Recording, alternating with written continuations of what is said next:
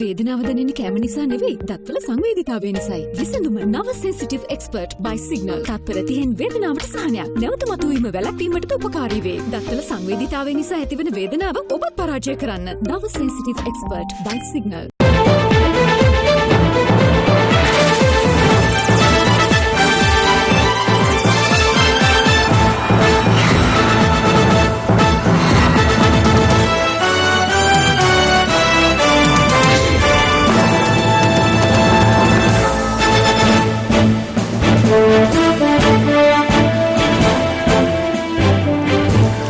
ආයුබෝවන් සුබ සන්ධ්‍යාවක්.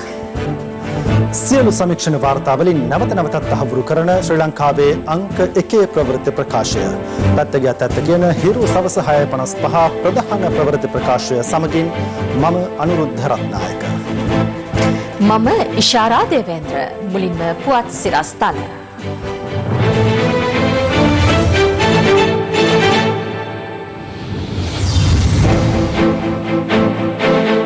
කන්දකාඩුවෙන් කොරෝනා ආසාදිතයන් 56ක්. මාරවිලිනුත් ආසාදිත කාන්තාවක් හමුවේ.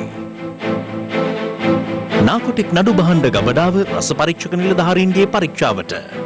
හිටපු DIG-ගෙන් සහ අධ්‍යක්ෂකගෙන් ප්‍රශ්න කිරීමේ සූදානමක්. පාස්කු ප්‍රහාරය ගැන CID පළමු වරට රිෂාඩ්ගෙන් ප්‍රකාශයක් ගනී. පූජිත් සහ හේමසිරි අදත් පාස්කු කොමිසමේ පොලිස් ඒකකයට. විදුලි බිලට දෙන සහනය 0 සිට 90 දක්වා යුනිට් පරිභෝජනය කරන පාරිභෝගිකයන්ට මාර්තු අප්‍රේල් මැයි කියන මාස 3 සඳහා ලැබිලා තියෙන බිල්පතෙන් 25% අඩු කරන්න. රන් පවුමක මිල රුපියල් ලක්ෂය ඉක්මවයි.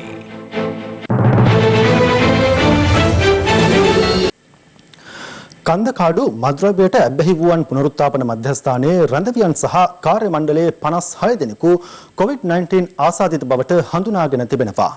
මීට අමතරව මාරවිල ප්‍රදේශයේ කාන්තාවකටද COVID-19 ආසාදිත බව අද හඳුනා ගන්නු අතර ඇය කන්දකාඩු පුනරුත්ථාපන මධ්‍යස්ථානයේ උපදේශිකාවක් ලෙස සේවය කරන්නියක්. ඒ අනුව මෙරටින් වාර්තා වන සමස්ත ආසාදිතයින් සංඛ්‍යාව 2153ක් දක්වා අද ඉහළ ගියා. දවසේ පුවත කන්දකාඩු පුනරුත්ථාපන මධ්‍යස්ථානයේ සිටි රැඳවියෙකු නඩු කටයුත්තක් සඳහා වැලිකඩ බන්ධනාගාරය වෙත රැගෙන වෙත් සිටියදී COVID-19 ආසාදිතයෙකු බවට හඳුනා ගැනුණේ පසුගිය 7 වෙනිදායි. වැලිකඩ බන්ධනාගාරයේ රැඳවියෙකු මාස 3කට ආසන්න කාලයක් මෙම රැඳවුම් මධ්‍යස්ථානයේ ප්‍රතිකාර ලබා තිබෙනවා. ඉන් අනතුරුව ඔහුට COVID-19 වෛරසය ආසාදනය වී ඇති බවට තොරතුරු අනාවරණය වුණා. පසුව මෙහි රැඳවියන් සහ කාර්ය මණ්ඩලය 450කට ආසන්න පිරිසක් PCR පරීක්ෂණයට ලක් කරනු ලැබුවා. එයින් 56 දෙනෙකුට COVID-19 වෛරසය ආසාදනය වී ඇති බව අද අනාවරණය වුණා. කන්දකාඩු පුනරුත්ථාපන මධ්‍යස්ථානයේ රැඳවියන් 472 දෙනෙකු සිටින අතර නිලධාරීන් ඇතුළු කාර්ය මණ්ඩලයේ සංඛ්‍යාව 204ක්. මෙතර එම මධ්‍යස්ථානයේ උපදේශිකාවක ලෙස කටයුතු කරන වයස අවුරුදු 27ක කාන්තාවක්ද අද පෙරවරුවේ COVID-19 ආසාදිත බව හෙළි වුණා. ඇය මාරවිල කොට්ටාරමුල ප්‍රදේශයේ පදිංචිකාරණියක්. වැලිකඩ සිරගෙදරින් හමු වූ කොරෝනා ආසාදිතයාට උපදේශන සේවා ලබා දී ඇත්තේ මෙම කාන්තාව විසින් බවටයි වාර්තා වුණේ. මෙම උපදේශිකාව කන්දකාඩු දක්වා ගමන් කර ඇත්තේ නාතන්ඩියේ සිට කුරුණෑගලටත්, කුරුණෑගල සිට පොළොන්නරුවටත්, පොළොන්නරුවේ සිට කන්දකාඩු දක්වාත් පොදු ප්‍රවාහන සේවා භාවිත කරමින්. ශ්වසන අපහසුතාවක් හේතුවෙන් මාරවිල මුලුකරෝහල ඇතුළත් වී සිදු කළ PCR පරීක්ෂණයකදී ඇයට COVID-19 ආසාදනය වී ඇති බව තහවුරු වී ඇත්තේ. පසුව ඇය අද පස්වරුවේ මාරවිල සිට අංගොඩ ජාතික බෝවන රෝග විද්‍යායතනය වෙත මාරු කරවනු ලැබුවා. ඒ අනුව ඇය ඇසුරු කළ සමීපතමයින් සොයා මහජන සෞඛ්‍ය පරීක්ෂකවරුන් මේ වන විටත් විමර්ශනයක් ආරම්භ කර තිබෙනවා. ඒ රෝගීන්ගේ සහ රෝගීන්ගේ ආශ්‍රිතයින් නිරෝධායනයට කිරීමටත් ඔවුන් අතර රෝගීන් සිටීදයි පහු කර ගැනීමටත් කටයුතු කරලා තියෙනවා. කඳුරේ සිටින අය කාර්ය මණ්ඩලයේ සමහර අය නිවස් වලට ගිහින් තියෙනවා. ඔවුන්ගේ ඒ කඳුරේ සිටින අයගේ දෙමව්පියන් නෑදෑයින් මේ අය පිරිස බැලීමට පැමිණ තියෙනවා. නිසි සෞඛ්‍ය ආරක්ෂිත ක්‍රමවේදයන් අනුගමනය කරමින් තමයි ඔවුන් හමු වෙලා තියෙන්නේ. ඒ නිසා එතන තියෙන අවදානම අඩුයි. නමුත් අපි ඒ සියලුම දෙනාව රෝධායනය කිරීමටත් අපි කටයුතු කරලා තියෙනවා. වැලිකඩ බන්ධනාගාරයේ පුද්ගලයන්ගේ කාර්ය මණ්ඩලයේ PCR පරීක්ෂණ එකක්වත් COVID-19 රෝගීන් සිටිනවායි තහවුරුනේ නැහැ. දවසේ පුවත මද්‍රව්‍ය ජාවාරම් සම්බන්ධයෙන් පොලිස් මද්‍රව්‍ය නාශක කාර්යාංශයේ නිලධාරීන්ට චෝදනා එල්ල වී ඇති පසුබිමක අද එම කාර්යාංශයේ නඩු භාණ්ඩ ගබඩාව රජයේ රස පරීක්ෂක දෙපාර්තමේන්තු නිලධාරීන්ගේ පරීක්ෂාවට ලක් කෙරුණා. මේ අතර පොලිස් මද්‍රව්‍ය නාශක කාර්යාංශයේ බහරව කටයුතු කළ නියෝජ්‍ය පොලිස්පතිවරයාගෙන් සහ අධ්‍යක්ෂවරයාගෙන්ද ඉදිරියේදී ප්‍රකාශ සටහන් කර ගැනීමට නියමිතයි. ඒ ඔවුන් දෙදෙනාද හෙරොයින් සංගවා තිබූ බලපිටිය ලැබුම්හල වෙත ගොස් ඇති බව අනාවරණය වීමත් සමගයි. අපරාධ පරීක්ෂණ දෙපාර්තමේන්තුව පිහිටි නව මහලේකම් කාර්යාල ගොඩනැගිල්ලේ 3 වෙනි මහලේ පිහිටි පොලිස් මද්‍රව්‍ය නාශක කාර්යාංශයේ නඩු භාණ්ඩ ගබඩාව රාජ්‍ය රස පරීක්ෂක දෙපාර්තමේන්තුවේ නිලධාරීන්ගේ පරීක්ෂාවට අද ලක් වුණා. අද පෙරවරු 9ට පමණ එහි පැමිණි නිලධාරීන් පස්වරු වන තෙක්ම පරීක්ෂා කිරීමේ කටයුතු සිදු කර තිබෙනවා. අපරාධ පරීක්ෂණ නිලධාරීන් විසින් පසුගිය 28 වෙනිදා මුද්‍රා තබූ අදාළ නඩු භාණ්ඩ ගබඩාව අද පරීක්ෂා කිරීම සිදු වුණේ කොළඹ ප්‍රධාන මහේස්ත්‍රාත් අධිකරණය ලබා දුන් නියෝගය අනුවයි. අදාළ නියෝගය ලබා දෙමින් අධිකරණය රාජ්‍ය රස පරීක්ෂකවරයාට ප්‍රශ්න 6ක් යොමු කර තිබුණා. ඒ නඩු භාණ්ඩවල මුද්‍රා කඩා තිබුණේද? නඩු භාණ්ඩවලට ආගන්තුක ද්‍රව්‍ය මිශ්‍ර කර තිබුණේද? එසේ මිශ්‍ර කර තිබේ නම් ඒ මොනවාද? විෂ මද්‍රව්‍ය අඩංගු ආවරණ කඩා නැවත පාර්සල් කර තිබුණේද? පසුව නැවතත් ඒවා මුද්‍රා තබා ඇද්ද? වෙනත් නිගමන මොනවාද වශයෙන්? මේ අතර පොලිස් මද්‍රව්‍ය නාශක කාර්යාංශයේ නිලධාරීන් 13 දෙනෙකු ඊයේ අධිකරණයට ඉදිරිපත් කළ අවස්ථාවේ රජයේ නියෝජ්‍ය සොලිසිටර් ජෙනරාල් දිලීප පීරිස් මහතා අදාළ නිලධාරීන් සම්බන්ධයෙන් සිදු කරන විමර්ශන පිළිබඳව තවත් කරුණු අනාවරණය කළා. ඔහු එහිදී පැවසුවේ බලපිටිය ලැබුම්හලේ තිබී බාරටගත් හෙරොයින් කිලෝ 243 සම්බන්ධයෙන් සොයා බැලීමට පොලිස් මද්‍රව්‍ය නාශක කාර්යාංශයේ හිටපු අධ්‍යක්ෂ ජ්‍යෙෂ්ඨ පොලිස් අධිකාරී මංජුල සෙනරත් සහ එම කාර්යාංශයේ හිටපු නියෝජ්‍ය පොලිස්පති එස්.සී. මැදවත් යන මහත්වරුන්ද පැමිණ ඇති බවයි. එම හෙරොයින් කිලෝ 243න් 43ක් පොලිස් මද්‍රව්‍ය නාශක කාර්යාංශයේ නිලධාරීන් විසින් කූට ලෙස ඉවත් කර ඍජුවම ජාවාරම් කර ඇති බවට අනාවරණය වී ඇතැයි නියෝජ්‍ය සොලිසිටර් ජෙනරාල් දිලීප පීරිස් මහතා පැවසුවා. එහිදී වැඩිදුරටත් අනාවරණය වුණේ හෙරොයින් නැවත පැකට් කිරීම සඳහා අවශ්‍ය තරාදියක් මෙන්ම නූල් වලින් පැකට් කිරීම සඳහා භාවිත කරන යන්ත්‍රයක්ද අත්අඩංගුවටගත් පොලිස් නිලධාරීන් සතුව තිබී සොයාගෙන ඇති බවයි. මෙවන විට හෙළි වී ඇත්තේ බලපිටියේ ලැබුම්හල වෙත දකුණු මුහුදු තීරයේ සිටගෙන හෙරොයින් තොගය එහි මාසයකට ආසන්න කාලයක් තබාගෙන ඇති බවයි. අදාළ හෙරොයින් තොගය බන්ධනාගාරගතව සිටින කැමිලස් පිල්ලේ නැමැති මද්‍රව්‍ය ජාවාරම්කරු විසින් මෙරටට ගෙන්වා තිබෙන්නේ වෙලේ සුදා හරහා බවටයි මේ වන විට අනාවරණ වී තිබෙන්නේ. ඊයේ දිනේ අධිකරණයට ඉදිරිපත් කර රක්ෂිත බන්ධනාගාරගත කළ පොලිස් මද්‍රව්‍ය නාශක කාර්යාංශයේ නිලධාරීන් සම්බන්ධ නඩුව ලබන 21 වෙනිදා කැඳවීමට පෙර එම කාර්යාංශයේ හිටපු අධ්‍යක්ෂවරයාගෙන් සහ නියෝජ්‍ය පොලිස්පතිවරයාගෙන්ද ප්‍රකාශ සටහන් කර ගැනීම නියමිත බව වාර්තා වනවා. ඔවුන් දෙදෙනා බලපිටිය ලැබුම්හලට යෑම සම්බන්ධයෙන් සහ අනෙකුත් ක්‍රියාකාරකම් සම්බන්ධයෙන් පුළුල් විමර්ශනයක් පැවැත්වමින් තිබෙන බවයි වැඩිදුරටත් වාර්තා වන්නේ. හුංගම ප්‍රදේශයේ සිදු කළ වැටලීමකදී හෙරොයින් සමග කාන්තාවන් 3 දෙනෙකු අත්අඩංගුවටගෙන තිබෙනවා. එම එක් සහකාරියකගේ නිවසේ තිබී මිලිමීටර් 9 වර්ගයේ පිස්තෝල සඳහා භාවිත කරන සජීවී උණ්ඩ 2ක් සහ මැගසිනයක්ද හමු වුණා. හුංගම පොලිසියට ලද තොරතුරක් මත හුංගම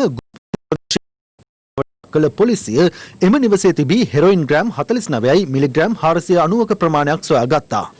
ඒ නිවස පිටුපස කාමරයක වල දමා තිබියදී එහිදී සැකපිට 33 හැවිරිදි කාන්තාවක් පොලිස් අත්අඩංගුවට පත් වුණා. ඒ අනුව නිවස තුළ දැඩි පරීක්ෂාවක් මෙලෙස සිදු කෙරුණේ තංගල්ල පොලිස් නිල සුනක අංශයේ ජේක් නම් සුනකයාද යොදවා ගනිමින්.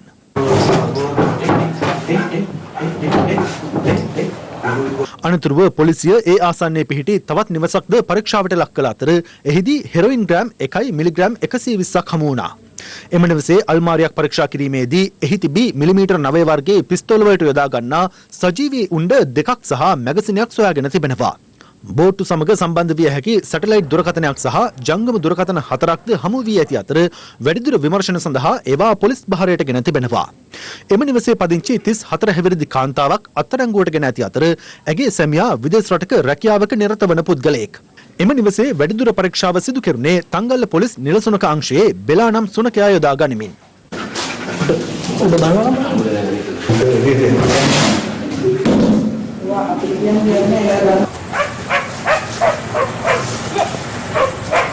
මේ අතර හුංගම කහඳ මෝදර ප්‍රදේශයේදී ඊයේ සිදු කළ වැටලීමකදී හෙරොයින් ග්‍රෑම් 4යි මිලිග්‍රෑම් 490ක් සමග 28 හැවිරිදි තවත් කාන්තාවක් අත්අඩංගුවට ගෙන තිබෙනවා.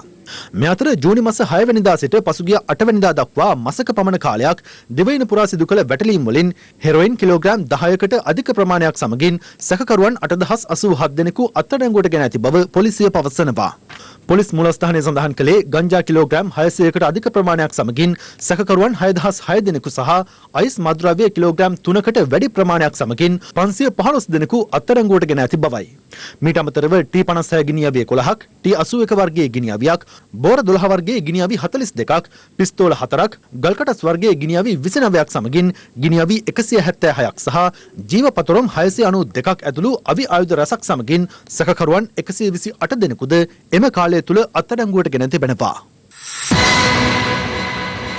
තමා ජනපතිව සිටි රජය තුලත් මුස්ලිම් ජනතාව විකුණන් කෑ නායකයින් සිටි බවත් වර්තමානයේ පක්ෂ බෙහෙදකින් තොරව මුස්ලිම් ජනතාව වත්මන් රජය සමගින් එක් විය යුතු බවත් අග්‍රාමාත්‍ය මහින්ද රාජපක්ෂ මහතා පවසනවා.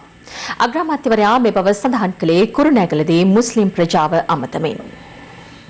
කුරුණෑගල දිස්ත්‍රික් මුස්ලිම් සම්මේලනය ඊයේ පස්වරුවේ අග්‍රාමාත්‍ය මහින්ද රාජපක්ෂ මහතාගේ ප්‍රධානත්වයෙන් පැවති අතර ශ්‍රී ලංකා මුස්ලිම් කොංග්‍රසයේ ආසන ක්‍රියාකාරකින් පිරිසක් එහිදී වත්මන් රජයට සහාය පළ කිරීමට එක් වුණා.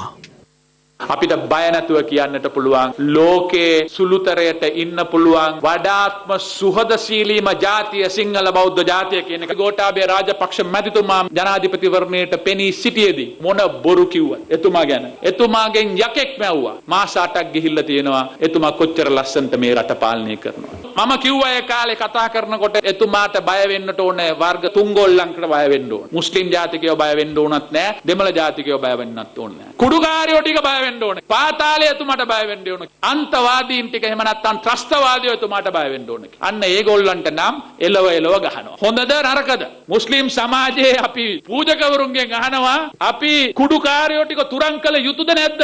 පාතාලය නැති කළ යුතුද නැද්ද? අභිමානයෙන් ජීවත් වෙච්ච මුස්ලිම් මිනිස්සුන්ව විනාශ කරපු අර සහරාන් ඇතුළු එවැනි ප්‍රවේශයක් තියන අය මේ රටින් තුලං කළ යුතුද නැද්ද?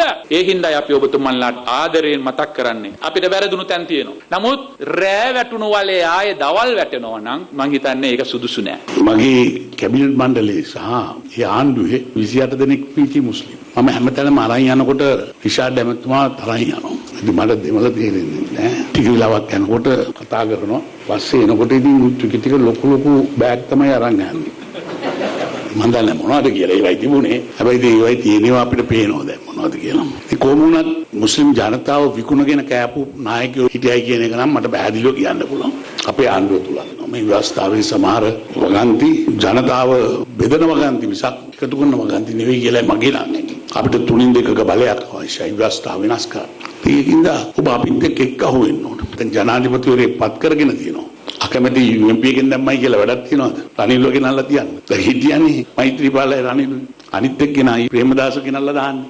ප්‍රේමදාස මහත්තයා දැම්මොත් ඉතින් රැට ඇවිල්ලා තමුන්නාන්සලගේ ජනේලේ ඇරලා බලාගෙන ඉඳී.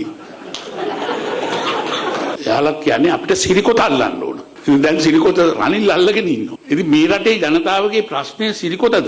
මේක නිසා වෙලා තියෙන්නේ අපේ අය අපිට බනීද කියලා තමයි ප්‍රශ්නේ. මොකද එක්සත් ජාතික පක්ෂයත් එක්ක ගහ ගන්නවා. අපේ අයන්ටත් කරන්න දෙයක් නැතු ඉන්නවා. ජනාධිපති ගෝඨාභය රාජපක්ෂ මහතා අද කොළඹ දිස්ත්‍රික්කයේ ශ්‍රී ලංකා පොදු ජන පෙරමුණ අපේක්ෂකින්ගේ ජය තහවුරු කිරීම වෙනුවෙන් සංවිධානය කළ ජනහමු රැසකට එක් වුණා. ජනාධිපති ගෝඨාභය රාජපක්ෂ මහතා අද ප්‍රථමයෙන් එක් වුණේ මට්ටක්කුලිය කාකදූපත ප්‍රදේශයේ පැවති ජනහමුවටයි. එහි පැමිණ සිටි ජනතාවගෙන් ජනාධිපතිවරයාට හිමි වුණේ උණුසුම් පිළිගැනීමක්.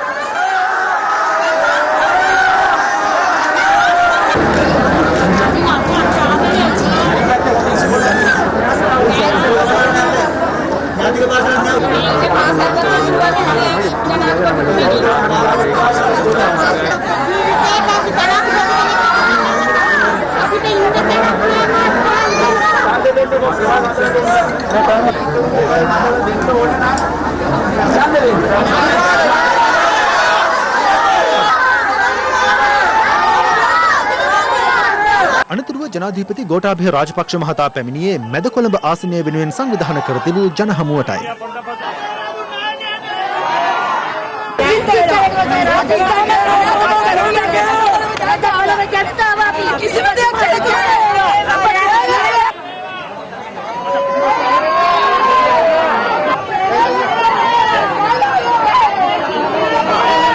විසිරු හෙළවරුමේ නායක උදය ගම්මන්පිල මහතාගේ ජය තහවුරු කිරීම වෙනුවෙන් අද පස්වරුවේ බත්තරමුල්ල දියත උයනේ පැවති ජනහමුවට ජනාධිපති ගෝඨාභය රාජපක්ෂ මහතාද එක් වුණා.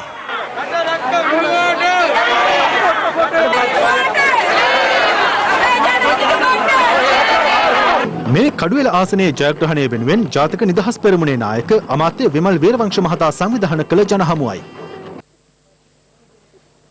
පළවත්ත බුද්ධදාස ක්‍රීඩාංගණයේදී පැවැත්වුණු එම ජනහමුවට පැමිණි ජනාධිපතිවරයාට ජනතාවගෙන් හිමි වුණේ උණුසුම් ප්‍රතිචාරයක්.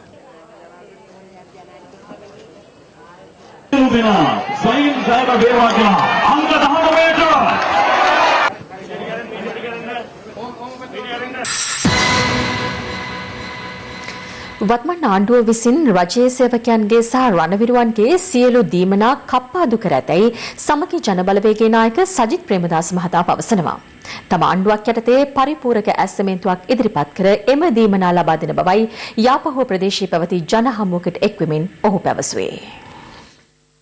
තමුන්නාන්සලා දන්නවා අපේ ආණ්ඩුව 10000ක වැටුප් වැඩි කිරීමක් කරා. මොකද්ද මේ වර්තමාන රජය කරේ? රාජ්‍ය සේවකින්ගේ වැටුප් වැඩි කිරීම සම්පූර්ණයෙන්ම නතර කරා. 2016ත් 2020ත් අතර විශ්‍රාම ගිය ඒ සියලුම විශ්‍රාමිකින්ට මේ ගැළපීමක් සහ මුලින්ම නතර කරා. තමුන්නාන්සලාට මතක ඇති වීරෝදාර රණවිරුවන් වෙනුවෙන් මහා පොරොන්දු රාශියක් ලබා දුන්නා. වැඩිම රණවිරුවන් ප්‍රමාණයක් ඉන්න බල ප්‍රදේශය මේ වන්නේ හත්පත්තුව හැම දීමනාවක්ම කපලා ආබාධිත රණවිරුවන්ට ලබා දෙනවා කියපු සහන ටික කපලා ඒ රණවිරු පවුල්වල ඒ භාර්යාවන්ට දෙනවා කියපු සහන ටික ඔක්කොම නතර කරලා පස්වෙනිදාට එළවෙන මැතිවරණයේදී මේ ආණ්ඩුවට හොඳ පාඩමක් උගන්වන්න රාජ්‍ය සේවක ප්‍රජාවෙන් ඉල්ලීමක් කරනවා. සමගි ජන බලවේගයට තමුන්නාන්සලාගේ හයිය ලබා දෙන්න මම තමුන්නාන්සලාට හදපත්වෙන්ම පොරොන්දු වෙනවා. අනිවාර්යෙන්ම පාර්ලිමේන්තුවේ පරිපූර්ණ ඇස්තමෙන්තුවක් ගෙනල්ලා රාජ්‍ය සේවකින්ට මේ දුන්නු මහා කප්පාදුව අපි අනිවාර්යෙන්ම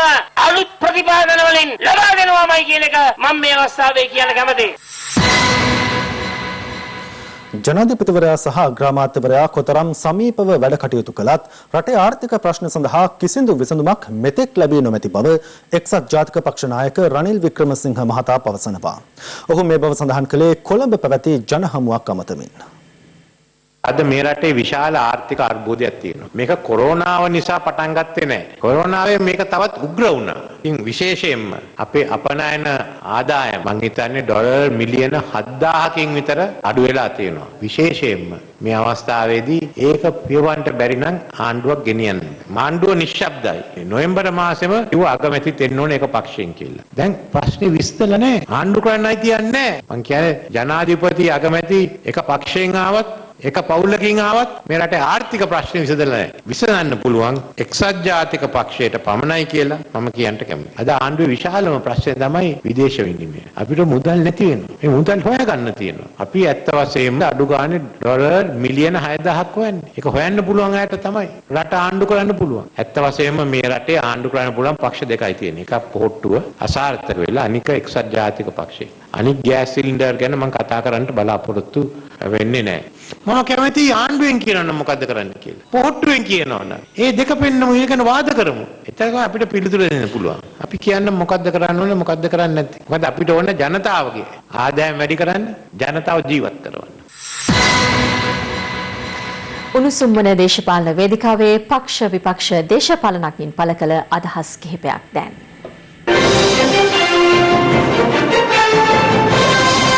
මෛත්‍රී කියලා පංචමහා බලවේගයේ අලියාගේ නැට්ට ගැට ගහනකොට නියම ශ්‍රී ලංකාකාරයින්ට දේශපාලනය කරන්න තැනක් තිබුණේ නැහැ. දැන් මම මෛත්‍රීපාල ජනාධිපතිතුමාට ගෑවිච්ච කෙනෙකුට ඡන්දෙ දෙන්න එපයි කිව්වම අර දෑසිරි මහත්තයාට තරහා ගිහිල්ලා. උගත් උනාට වැඩක් නැහැ. පණින ගෙම්බුවගේ පැනලා මෝඩයෝ වගේ කතා කරනවා. යහපාලන ආණ්ඩුව සමයේදී ජනාධිපතිතුමා එක පැත්තක අගමැතිතුමා තව පැත්තක. මේ කඹ ඇදිල්ල නිසා රට අඩපණ වුණා. එවැනි තත්ත්වයක් ඇති වෙන්නට ඉඩ නොදී රට ඉදිරියට ගෙන යාම සඳහා අපට 3-2 බලයක් ලබා ගැනීම අවශ්‍යයි. දැන් අපි එක තරගයක් නෙවෙයි විපක්ෂයට තියෙන්නේ. විපක්ෂයට තියෙන්නේ විපක්ෂය ඇතුලේ තරගය. ඉතින් සිරිකොත අල්ල ගන්න බෑ නම් සිරිකොත ඇතුලේම හිටියක් කවන්නේ. අද මේ විපක්ෂය අන්ත පරාජයකට යනවා. දැන් අපි දිනලා ආණ්ඩුවේ නෑ පැරදිලා. මන්ත්‍රීවරු 40 හිටියේ ආණ්ඩුව පැලවන්නේ. කොහොමද හැදුවේ? අර ජාතික ආණ්ඩුව කියන වචනේ ඇතුළට දැම්මා. ඒකනේ දැන් මේ ආණ්ඩුව කලබලලා කියන්නේ මේක ඉක්මනට මාරු කරන්න තුනෙන් දෙකේ බලයක් දෙන්නේ. මේ ව්‍යවස්ථාව සංශෝධනය කරනවා නම් අපිට පැහැදිලි තුනෙන් දෙකේ බහුතර බලයක් අවශ්‍යයි. එක්සත් ජාතික පක්ෂයේ අභ්‍යන්තර තිබ්බ ගැටලුවක්. උච්චර පහත් තත්ත්වයකට වැටලාද කියලා කිව්වොත් තමන් පාවිච්චි කරන පාට ගැන පවා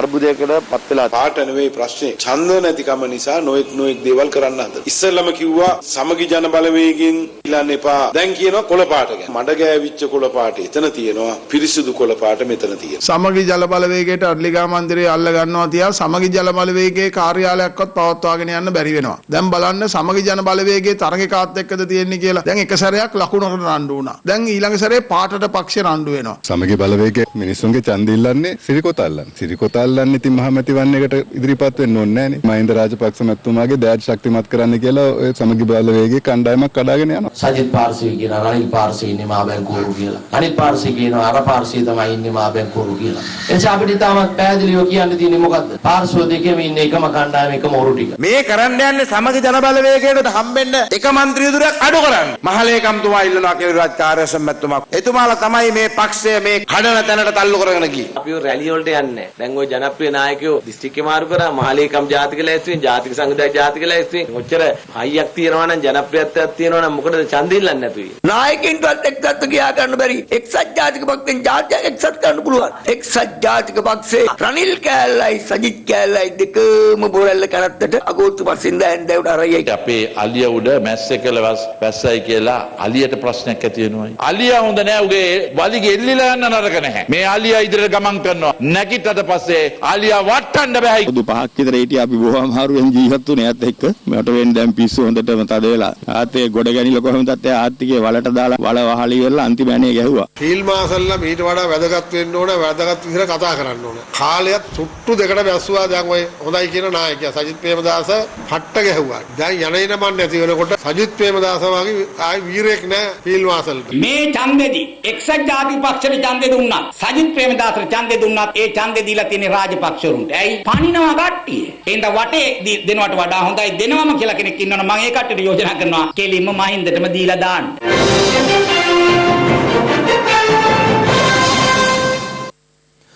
පාස්කු ප්‍රහාරය සම්බන්ධයෙන් ප්‍රකාශයක් ලබා ගැනීමට හිටපු අමාත්‍ය රිෂාඩ් බදියුදීන් අද පෙරවරු 10ට අපරාධ පරීක්ෂණ දෙපාර්තමේන්තුවට කැඳවා තිබුණා. ඔහුගෙන් මේ වන විටත් ප්‍රකාශ සටහන් කරගනිමින් සිටින බව අපරාධ පරීක්ෂණ දෙපාර්තමේන්තුවේ ජ්‍යෙෂ්ඨ නිලධාරියෙක් සඳහන් කළා. මේ අතර යහපාලන රජයේ පක්ෂ අතර කඹ ඇදීම හේතුවෙන් බුද්ධි තොරතුරු ගැන අවධානයක් යොමු නොවූ බව පාස්කු ප්‍රහාරය විමසන ජනපති කොමිසම හමුවේ අද ප්‍රකාශ කෙරුණා.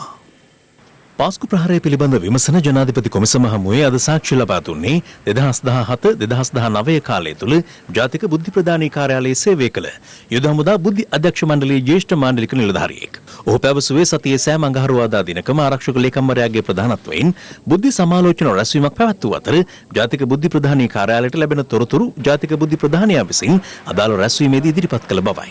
කෙසේ වෙතත් සතියකට වතාවක් හෝ දෙකක් ඇතැම් බුද්ධි තොරතුරු ආරක්ෂක ලේකම්වරයාට පෞද්ගලිකව ඉදිරිපත් කිරීමට ඉල්ලීමක් කළත් ඊට අවස්ථාවක් හිමි නොවූ බව බුද්ධි අංශ නිලධාරියා සාක්ෂි දෙමින් සඳහන් කළා. එවිට කොමිසම විමසුවේ ආරක්ෂක ලේකම්වරුන් සමග මේ සම්බන්ධයෙන් සාකච්ඡා කළේ යන්නයි. එතන විශාල ප්‍රශ්නයක් තිබුණා. අප ජාතික බුද්ධි ප්‍රදානියට ඇතැම් අවස්ථාවලදී පීඩනයක් එල්ල කළා මෙම තොරතුරු ආරක්ෂක ලේකම්වරයාට ඉදිරිපත් කරන්න කියලා. එවිට ඔහු ලිපිගුණ සමගින් ආරක්ෂක ලේකම්වරයා පෞද්ගලික හමුවීමට ගියත් ඊට අවස්ථාවක් හිමි වුණේ නැහැ. පිළිතුරු ලබා දෙමින් බුද්ධි අංශ නිලධාරියා සඳහන් කළා. එවක ආරක්ෂක ලේකම්වරුන් ලෙස කටයුතු කළේ කපිල වෛද්‍යරත්න හා හේමසිරි ප්‍රනාන්දුයි. කොමිසම බුද්ධි අංශ නිලධාරියාගෙන් විමසුවේ විදේශ රටවලින් ජාතික බුද්ධි ප්‍රදානී කාර්යාලයට තොරතුරු ලැබෙන්නේ යන්නයි. ඇමරිකාවේ CIA ආයතනයේ පවා තොරතුරු ලබා දෙනවා. නමුත් අපට ලැබෙන තොරතුරු විශ්ලේෂණය කර ක්‍රියාත්මක කිරීමට අවශ්‍ය කාර්ය මණ්ඩලය සහ තාක්ෂණික උපකරණ ප්‍රමාණවත් නැහැ. සාක්ෂිකරු කොමිසමට පෙන්වා දුන්නා. ජාතික ආරක්ෂාව තහවුරු කිරීම සඳහා ජාතික බුද්ධි ප්‍රදානී කාර්යාලයට තවදුරටත් නෛතික බලයක් අවශ්‍ය බවයි බුද්ධි නිලධාරියා කොමිසමට පෙන්වා දුන්නේ. මේ අතර 2019 අප්‍රේල් මාස 21 වන දින මෙරට සිදු වූ පාස්කු ප්‍රහාරයේ මහමොලකරු වූ සහරාන් හෂීම් ගැන ප්‍රහාරයට පෙර බුද්ධි තොරතුරු ලැබී තිබුණේදයි කොමිසම සාක්ෂිකරුගෙන් විමසුවා. යුද හමුදා බුද්ධි නිලධාරියා පැවසුවේ තමන්ට බොහෝ තොරතුරු ලැබුණත් ඒවා බහුතරයක් විවෘත තොරතුරු වන අතර කිසිදු භූමියේ තොරතුරක් සහරාන් හෂීම් පිළිබඳ නොලැබුණු බවයි. බුද්ධි සමාලෝචන රැස්වීම් වලදී සහරාන් හෂීම් ගැන කතාබහට ලක්විය යුතු බව මම අවධාරණය කළා.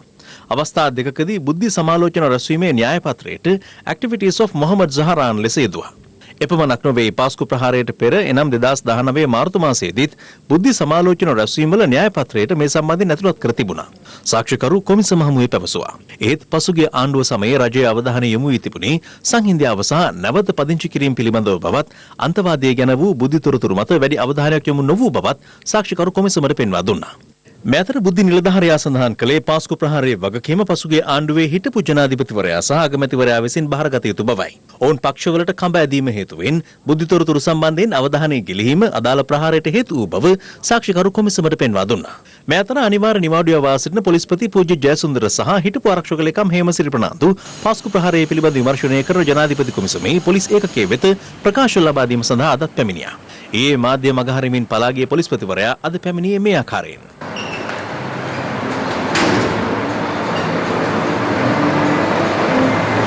ඔවුන් දෙදෙනාගෙන් අදත් ප්‍රකාශ සටහන් කරගත්තේ ස්ථාන දෙකකදී වෙන්වෙන්වයි. පැය 9කට ආසන්න කාලයක් ප්‍රකාශ ලබා දුන් පූජිත් ජයසුන්දර පොලිස් විමර්ශනයකකින් පිටව ගියේ පසරු 6:30ට පමණ. අවසානයට පත් කරනවා නෙවෙයි මොකක් හරි හදිසි ගමනක් ගියාද ඈ ඔබතුමා එළියට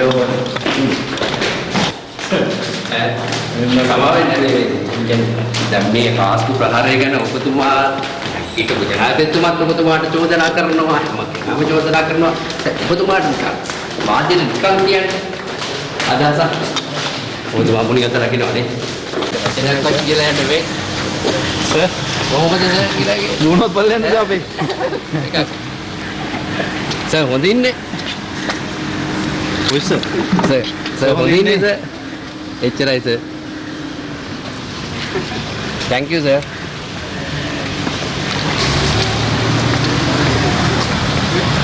අනතුරුව හේමසිරි ප්‍රනාන්දු මහතා අද පොලිස් විමර්ශනයකකින් පිටතට පැමිණියා. අදහසක් කර කරලා යන්න කතා කරන්න වාරද? දවස් තුනක් තියෙනවා ඉල්ලුණාට. මෙතෙන් ආවට පස්සේ කතා කරන්න පුළුවන්ද? සර් ඔබතුමාට තමයි හැම චෝදනාවම එල්ල වෙන්නේ. ඒකනේ නේද? ඒකනේ. ඉතින් අපිට කියන්නකෝ අපිටම චෝදනා එල්ලෙන්න වෙනවා. නමුත් ඔබතුමාට කියන්න දෙයක් තියෙනවනේ. හිටපු ජනාධිපතිතුමා කියනවා මේ හිටපු කට්ටිය සහ වක් කියන්න ඕන කියලා. ඒ කියන්නේ ඔබතුමාලට නෙමෙයි චෝදනා කරන්නේ. තමයි චෝදනා කිරීම අයිති ඕන කෙනෙක් තියෙනවා.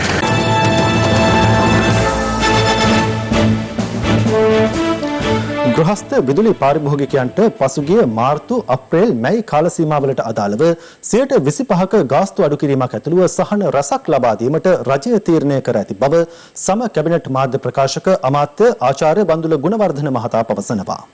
අද පැවති කැබිනට් තීරණ දැනුම් දීමේ ප්‍රවෘත්ති සාකච්ඡාවට එක් වෙමින් ඔහු මේ බව සඳහන් කළා.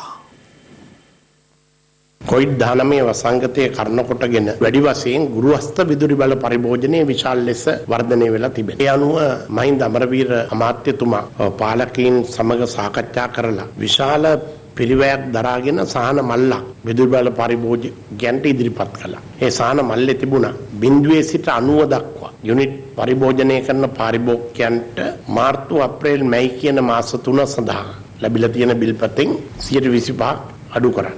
ඊළඟට තවත් මාස 3ක කාලයක් ඒ බිල්පත ගෙවීම සඳහා ලබා දෙන්න. පමා කාලය වෙනුවෙන් කිසිදු දඩමුදලක් අය නොකිරීම. මොනම හේතුවක් නිසාවත් විදුලිය විසන්ධි නොකිරීම කියන සහනයන් ජනතාවගේ පැත්තට ප්‍රදානය කරන්න එතුමා විසින් අලාභ විඳගෙන මේ යෝජනාව ඉදිරිපත් කළා. මේ අවස්ථාවේ හැටියට තවත් යම්කිසි පරිත්‍යාගයක් විදුලි බල මණ්ඩලයේ පැත්තෙන් කරන්න පුළුවන්ද කියලා බලන්න කියලා අතිගරු ජනාධිපතිතුමා උපදෙස් දුන්නා. සහන පැකේජය තව වැඩි වෙනවා මිස අඩු වෙන්නේ නැහැ කියන ටික විතරයි දැනට දැනුම් දෙන්න පුළුවන්. රේගුව විසින් බාරයටගෙන රාජ්‍ය සන්තක කොට ඇති මෝටර රථ යුද හමුදාව සහ රාජ්‍ය ආයතන විසින් කරන ඉල්ලීම් මත ඒ ආයතන සහ මුදා හැරීම සඳහා අනුමැතිය ලබා දීලා තිබෙනවා. නඩු කටයුතු වලට සම්බන්ධ වාහන එසේ නිෂ්කාශනය අපහරණය කෙරෙන්නේ නැහැ. රේගු දෙපාර්තමේන්තුව මෙතෙක් කල් අනුගමනය කරලා තියෙන ක්‍රමවේදය තමයි රාජ්‍ය සන්තක කරන ලද බීඩි කොළ දෙවරක් ටෙන්ඩර් කැඳවලා නැවත විකුණනවා. පසුගිය රජයේ සමයේදී බීඩි කොළ මත පදනම් වෙලා ඉතා විශාල ජාවාරමක්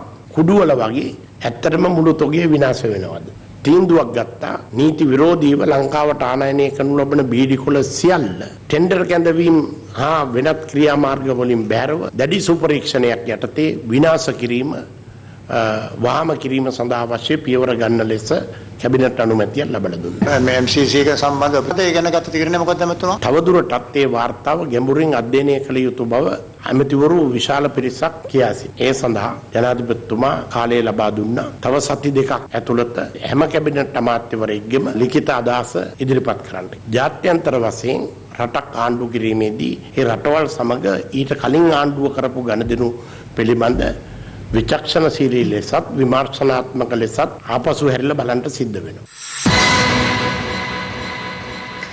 බලංගොඩ රාවණාකන්ද ප්‍රදේශයේ පදිංචිව සිටි 17 හැවිරිදි පාසල් සිසුවියක් අපයෝජනයට ලක්ව මිය යාමේ ඛේදජනක පුවතක් වාර්තා වනවා. සිද්ධිය සම්බන්ධයෙන් බලංගොඩ සින්නවල ප්‍රදේශයේ තරුණයෙකු පොලිසිය අත්අඩංගුවට ගත්තා. යොහන්සා දෙව්මිනී නම් මෙම දැරිය පදිංචිව සිටියේ බලංගොඩ රාවණාකන්ද ප්‍රදේශයේ. ඇය පසුගිය 5 වෙනිදා සවස නගරය වෙත ගොස් ඇත්තේ පාසල් නිලැඳුමක් රැගෙනීම සඳහායි. ඉස්කෝලේට පාර දෙන්න තිබුණනේ මාපු සුදුව දුංගෙන්න තමයි ළමයා ගියේ කියලා ගෙදරින් තාත්තේ දුව දුංගෙන්න යනවා කියලා ඊට පස්සේ තමයි ළමයා අතුරුදහන් වුනේ. පසුව බලංගොඩ සින්නවල ප්‍රදේශයට දැරියගේ ඥාතීන් ගොස් ඇත්තේ සැකකටයුතු තරුණයෙකු සොයාගෙනයි. මේ කොල්ලා මිදුලේ හිටියා. අපි දැකපු ගමන් දුවගෙන ගියා. අම්මා කෑ ගහගෙන ගියා. ඔන්න එනම කට්ටිය පැනපල්ලා කියලා. පණින්න හදනකොට අපි අල්ලගත්තා. ළමයා කොහාපුවන් ඇඳක් උඩ දුවලියට දීලා වෙලා ළමයා හිටියා 100 තිබුණේ රෝම් පොට්ටයි. දෙමාපියන් දැරියව පින්නවල පොලිසිය වෙත රැගෙන ගොස් ඇති අතර පොලිසිය මගින් දැරිය බලංගොඩ මූලික රෝහලට ඇතුළත් කර තිබුණා. රෝහලේ දැඩි සත්කාර ඒකකයේ ප්‍රතිකාර ලැබමින් සිටියේදී ඊයේ සවස 3:30ට පමණ ඇය මිය ගොස් තිබෙනවා. අදාළ සිද්ධිය සම්බන්ධයෙන් අත්අඩංගුවටගත් පුද්ගලයා බලංගොඩ මහේස්ත්‍රාත්වරයා හමුවට ඉදිරිපත් කිරීමෙන් පසු ලබන 21 වෙනිදා දක්වා ආරක්ෂිත බන්ධනාගාරගත කිරීමටයි නියෝග කෙරුණේ. සිද්ධිය පිළිබඳ පින්නවල පොලිසිය වැඩිදුර විමර්ශන සිදු කරනවා.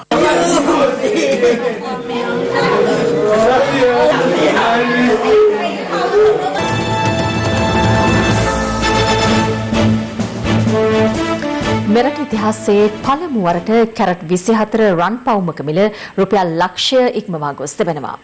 ජාතික මැණිකා ස්වර්ණාභරණ අධිකාරිය සඳහන් කළේ කැරට් 22 රන් පවුමක මිලද රුපියල් 93000 දක්වා ඉහළ ගොස් ඇති බවයි. දැන් තවත් දේශීය පුවත් කිහිපයක් සමගින් රටවටා හිරු. රටවටා හිරු. හිරුගේ අභිමානවත් 22 වෙනි සංවත්සරික සැමරුම වෙනුවෙන් මෙතෙක් ශ්‍රී ලාංකේය ටෙලිවිෂන් ඉතිහාසයේ ලබා දුන් දැවැන්තම මුදල් ත්‍යාගය දිනා ගැනීමට දැන් ඔබට අවස්ථාව හිමිව තිබෙනවා. එයනුව රුපියල් ලක්ෂ 220ක් තිලින කෙරෙන හිරුට 22යි දවස් 22කින් දසලක්ෂපතියන් 22යි වැඩසටහනේ 6 වෙනි ජයග්‍රාහකව බවට පත් වුණේ යක්කලමුල්ල ප්‍රදේශයේ පදිංචි AGK පුෂ්පරාණි මහත්මියයි. හිරුට 22යි දවස් 22කින් දසලක්ෂපතියන් 22යි. ඒ ආකාරයට ඊයේ රාත්‍රියේ 6 වෙනි දසලක්ෂපතියා බෙහුණා. කාල්ලේ යක්කලමුල්ලේ කුමාරි පුෂ්පරාණි. ඊයේ මගේ උපන්දිනේ උපන්දිනේට ලැබෙන ලොකුම තෑග්ග. එහෙනම් කුමාරි අපිට එක දිගටම කියන්නකෝ හිරුවේ කියන ටෙලිඩ්‍රාමා ටික. මහවිරු පාණ්ඩු අකුරු මැක්කී නෑ අහස් මාලිගා ආදරේ මං ආදරේ සිහිනේක සේය. මේ මොහොතේ අපි සූදානම් වෙන්නේ 6 වන දසලක්ෂපතියාට හිමි රුපියල් දසලක්ෂයේ මුදල ඇය අතර තියන්න. ඉතින් ගමේ ඉන්න හැම දෙනාම එකතු වෙලා සතුට සමරමු.